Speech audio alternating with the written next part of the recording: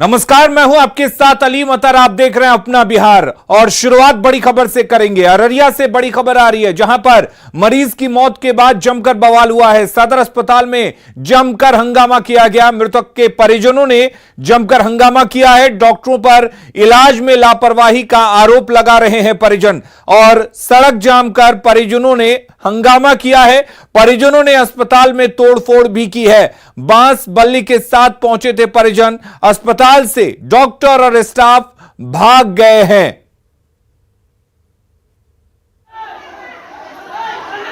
तो डॉक्टरों पर लापरवाही का आरोप लगाते हुए परिजनों ने जमकर हंगामा किया। दरअसल अस्पताल में इलाज के दौरान एक मरीज की मौत हो जाती है। उसके बाद परिजन आक्रोशित हो जाते हैं, बांस और बल्ली के साथ अस्पताल में पहुंचते हैं और फिर जमकर हंगामा किया जाता है।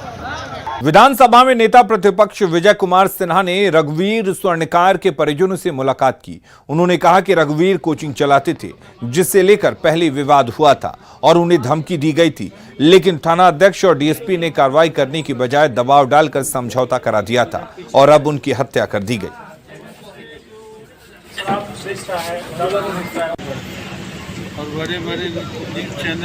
दारू और शराब का माफिया है। ये पूरा एक गैंग बना करके इस तरह के एक दहशत का माहौल बनाना चाहते हैं। और वो झगड़ा हुआ था, उसमें मोहम्मद दानिश पकड़ाया भी था, धमकी दिया था कि हम जेल से छूटेंगे तो आपको अंजाम दे देंगे। और आज उन्होंने हत्या, इस तरह के वातावरण लोगों ने संदेह व्यक्त किया है। और इस तरह के माहौल को यहाँ के पुलिस प्रशासन, थाना प्रभारी, यहाँ के डीएसपी केस को नीपापोती करने में लगा है। ज़बरदस्ती समझौता कराकर केस उठाने के लिए विवश किया और जिसकी परिणति आज इस तरह की घटना है। वैशाली के राघोपुर में 3 लोगों की संदिग्ध मौत के बाद प्रशासन सतर्क है। राघोपुर के बीरपुर गांव में मेडिकल टीम के साथ प्रशासन की टीम ने शराब कारोबारियों पर ताबड़तोड़ छापेमारी शुरू कर दी है। पुलिस ने 10 से ज्यादा लोगों को गिरफ्तार किया है। प्रशासन की टीम ने लोगों से अपील की है कि अगर गांव में किसी व्यक्ति की तबीयत खराब होती है तो वो सामने आए और इलाज कराएं।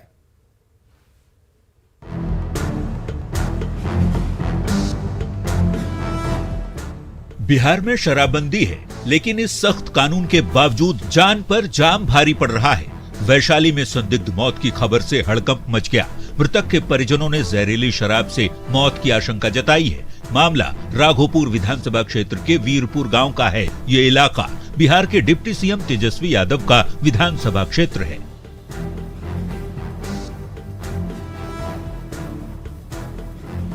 बताया जाता है कि शुक्रवार की शाम कुछ लोगों ने जहरीली शराब पी ली थी, जिसके बाद से इनकी हालत बिगड़ने लगी, तबीयत खराब होने लगी और इन्हें फौरन अस्पताल ले जाया गया। लेकिन इलाज के दौरान मौत ने एक बार फिर शासन और प्रशासन पर गंभीर सवाल खड़े कर दिए। कुछ लोग अब भी जिंदगी और मौत से जूझ रहे हैं। तो क्या घटना हुई है?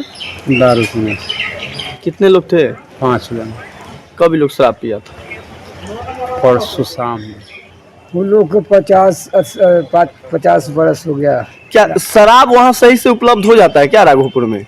अब हम नहीं जानते, हम तो नाव पर रहते हैं। तो पुलिस मामले की जांच में जुटी है। इस केस में अब तक 6 लोगों की गिरफ्तारी हुई है। जांच का जिम्मा सदर एसडीओ को दिया गया है। लेकिन वीरपुर गांव की घटना से प्रशासनिक महकमे में सनसनी फैल गई है। शवों को फिलहाल पोस्टमार्टम के लिए सदर अस्पताल भेज दिया गया है। लेकिन शराबबंदी वाले राज्य में यदि 1 महीने के भीतर ही जहरीली शराब का कहर देखने को मिले तो इससे शर्मनाक स्थिति और क्या हो सकती है। छपरा में 3 से 5 अगस्त के बीच मकेर और भिल्दी में जहरीली शराब पीने से 13 लोगों की मौत हो गई थी।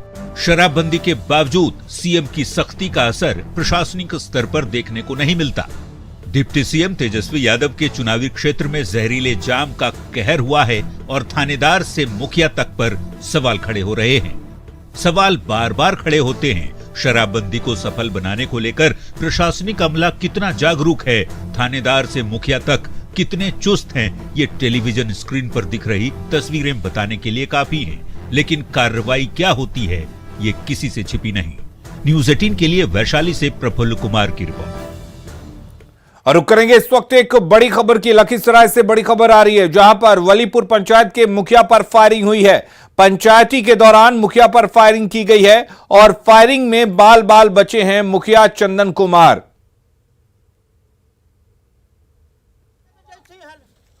तो वलीपुर में बेखौफ अपराधियों ने पंचायत के दौरान मुखिया पर फायरिंग की है।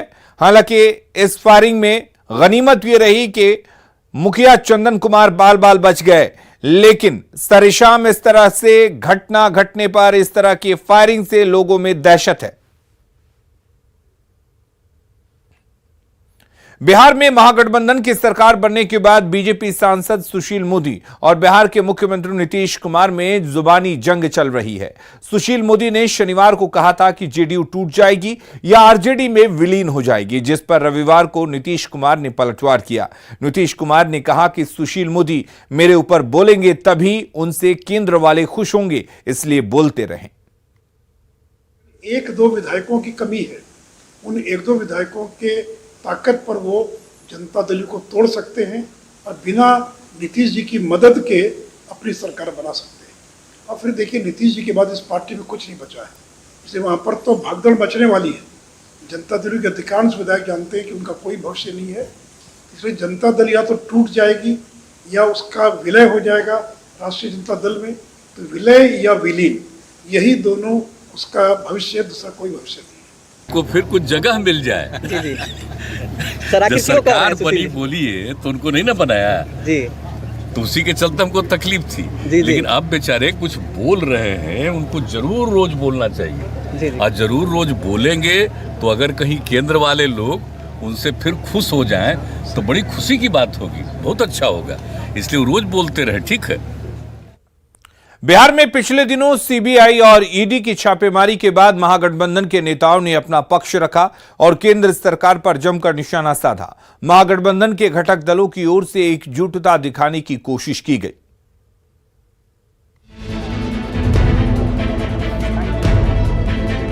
सीबीआई ने बिहार में आरजेडी से जुड़े नेताओं के ठिकानों को क्या खंगाला। महागठबंधन के नेताओं की बेचैनी बढ़ गई। तभी तो शायद ऐसा पहली बार हुआ होगा कि आम दिनों में एक साथ महागठबंधन की सभी पार्टियों ने प्रेस कॉन्फ्रेंस किया हो। बिहार में महागठबंधन की सरकार बनने के बाद पटना से लेकर दिल्ली तक बीजेपी के नेता की नींद उड़ गई।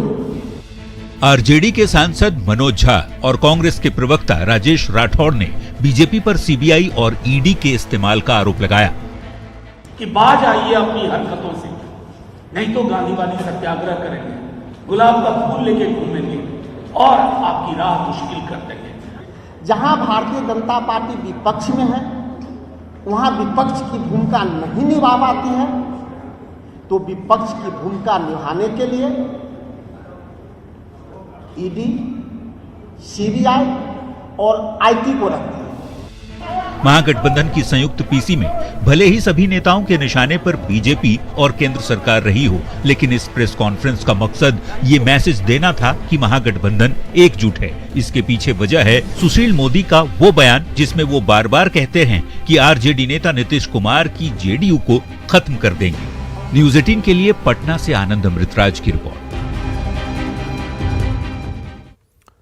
मोतिहारी के ढाका में साल 2024 में सीएम नीतीश कुमार को पीएम उम्मीदवार बनाने को लेकर प्रस्ताव पारित हुआ है। जेडीयू एमएलसी खालिद अनवर की अगुवाई में दलित और मुस्लिम समाज के प्रतिबद्ध लोगों के साथ जेडीयू कार्यकर्ताओं ने प्रस्ताव को पारित किया है। साथ ही इसकी शपथ भी ली है। जेडीयू एमएलसी ने कहा कि नीतीश कुमार देश के सबसे बेहतर पीएम पद के उम्मीदवार हैं।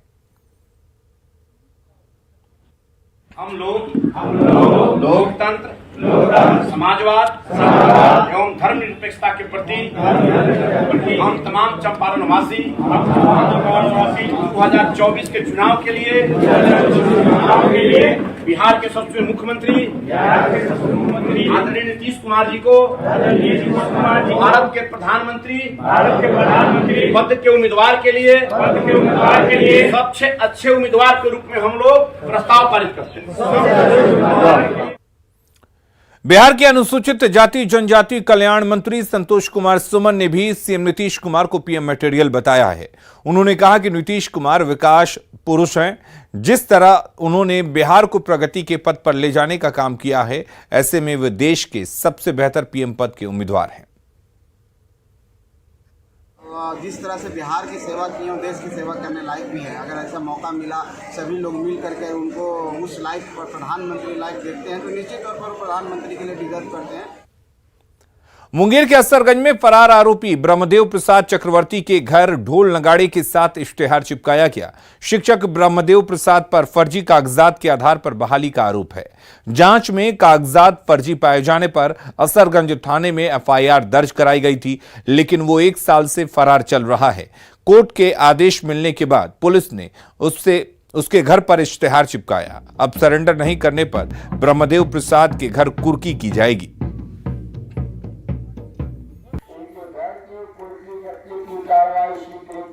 तख्त श्री हरमंदिर जी पटना साहिब के दान पेटी से 1,20,000 रुपए चुराने के आरोप में पुलिस ने एक सेवादार को गिरफ्तार कर लिया है, जिसके पास से चोरी के रुपए भी बरामद किए गए। दान पेटी में मिले रुपए की गिनती के दौरान सेवादार युवराज सिंह ने 1,20,000 रुपए अपने पास रख लिए। जब सिख संगतों को शक हुआ और उसकी तलाशी ली गई तो उसके पास से रुपए बरामद हुए, जिसकी खबर मिलने पर पुलिस ने तत्काल उसे गिरफ्तार कर लिया। था उसका जो केयरटेकर थे युवराज सिंह, उन पे आरोप लगा है कि वो चंदा का 1.5 लाख रुपया उनके द्वारा अपने लिए गबन कर लिया गया। तो और इस संबंध में एक सीसीटीवी फुटेज भी दिखाने की बात कर रहे हैं, तो उनको थाना पे अरेस्ट किया गया है। और पटना पुलिस ने पटना सिटी और माल सलामी थाना क्षेत्र के 2 अलग अलग गाड़ी शोरूम में हुई डकैती का खुलासा किया और लुटेरा गिरोह के 10 सक्रिय सदस्यों को गिरफ्तार कर लिया है।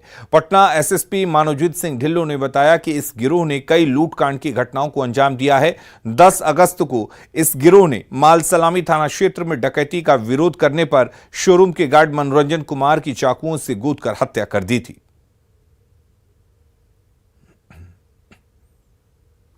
क्योंकि इस गिरोह का स्पेशल था कि वेयर हाउसेस को और बड़े शोरूम्स को रात को टारगेट करता था। तो वहाँ पे हम लोगों ने तकनीकी अनुसंधान के बल पे और जो हम लोगों की मानव सूचना रहती है उसी के बल पे हम लोगों को कुछ क्लूज मिले, हिंट्स मिले और हम लोगों ने इस गिरोह को फॉलो करना शुरू किया। इसी क्रम में इस गिरोह के कुल 10 लोगों की गिरफ्तारी हुई है। बेतिया के लौरिया से बीजेपी विधायक विनय बिहारी का हाथी पर सवार होकर फायरिंग का वीडियो वायरल हो रहा है। वीडियो योगापट्टी थाना क्षेत्र के मच्छरगांवा के खेल के मैदान में आयोजित कंसवध मेले का बताया जा रहा है। हाथी पर सवार बीजेपी विधायक पहुंचे हैं और इस दौरान उन्होंने हवाई फायरिंग भी की। वीडियो 26 अगस्त का बताया जा रहा है। हालांकि न्यूज़ 18 वायरल वीडियो की पुष्टि नहीं करता।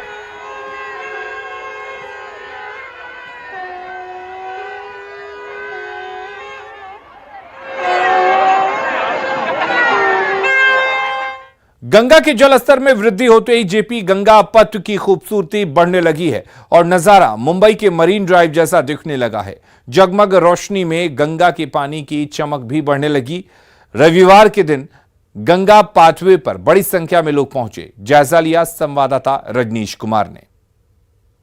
गंगा का जलस्तर बढ़ने के साथ ही जेपी गंगा पथ का नजारा भी बदल चुका है। खासकर रविवार का दिन है, ऐसे में चारों तरफ भीड़ ही भीड़ नजर आ रही है। तो देखिए शाम का समय है और किस तरह से लोग जो है मस्ती करते हुए दिख रहे हैं और बिल्कुल मेले सा नजारा है। कहीं लोग घोड़े पर सवार होकर यहाँ पर मस्ती करते नजर आ रहे हैं, तो कहीं पर चाट पकौड़े की दुकान सजी हुई है, कहीं खिलौना जो है उसकी बिक्री हो रही है। चाहे बच्चे हो, बूढ़े हो, महिलाएं हो, हर वर्ग के लोगों की यहाँ पर भीड़ देखने को मिल रही है। तो निश्चित तौर पर जो सरकार ने नाम रखा था और जो उद्देश्य था कि पटना में मुंबई का नजारा, मैरिन ड्राइव का मजा, तो निश्चित रूप से जलस्तर बढ़ने के साथ ही जो जेपी गंगा पथ है वहां तक देखिए अब धीरे धीरे जो गंगा का पानी है वो पहुंचता हुआ नजर आ रहा है और जो लाइट है यानी दुधिया रोशनी से जो पानी में चमक है वो भी लोग अपने कैमरे में और अपनी नजरों में कैद करते हुए नजर आ रहे हैं। अद्भुत सा नजारा जेपी गंगा पथ का, भीड़ ही भीड़ है। कुछ लोग हैं, उनसे जरा बात करते हैं। कैसा लग रहा है? कुछ बदला दिख रहा है? बहुत सारा बदला है यहाँ पे। जैसे मुंबई में जिस तरह मैरिन ड्राइव है उस तरह ही पटना में भी डेवलपमेंट शुरू हो चुका है और विकास की रफ्तार बढ़ चुकी है। सेल्फी वगैरह लिए? हाँ लिए। सेल्फी लिए? हाँ लिए। कैसा लग रहा है? मतलब चेंज लग रहा है? हाँ अच्छा लग रहा है। पानी बढ़ने के बाद? हाँ अच्छा लग रहा है। लग रहा है कि पटना में मुंबई सा नजारा। हाँ लग रहा है, अच्छा लग रहा है। और बच्चे लोग को भी लेकर आते हैं? नहीं सिंगल आए हैं। सेल्फी वगैरह लिए? हाँ हर संडे आती है? हाँ है शाम का जो नज़ारा है जरा देखिए आप। खिलौना वाले से भी आपको वाकिफ कराते हैं। देखिए किस तरह से यहाँ पर खिलौना ले लो की आवाज़ सुनाई दे रही है और तरह तरह से जो है यहाँ पर दुकानें सज गई है। तो निश्चित रूप से आइसक्रीम से लेकर चाट पकौड़ा तमाम चीज़ें की यहाँ पर दुकान दिखाई देगी। और शाम में जो यहाँ पर आप देख सकते हैं जो पाथवे बनाया गया है वहाँ पर लोग जमीन पर बैठकर किस तरह से जो लहर है गंगा का उसका नज़ारा उठा रहे हैं, देख रहे हैं। और निश्चित रूप से जो जेपी गंगा पथ है उसका लुक बदलने लगा है क्योंकि गंगा के जलस्तर में वृद्धि होने लगी है और उसके साथ साथ पानी जो है अब गंगा पथ तक सटने लगा है। तो वास्तव में अब मैरिन ड्राइव सा दिखने लगा है। कैमरामैन दीपक के साथ रजनीश कुमार, न्यूज़ 18 पटना। और खबरें लगातार जारी हैं, आप बने रहिए न्यूज़ 18 बिहार झारखंड के साथ।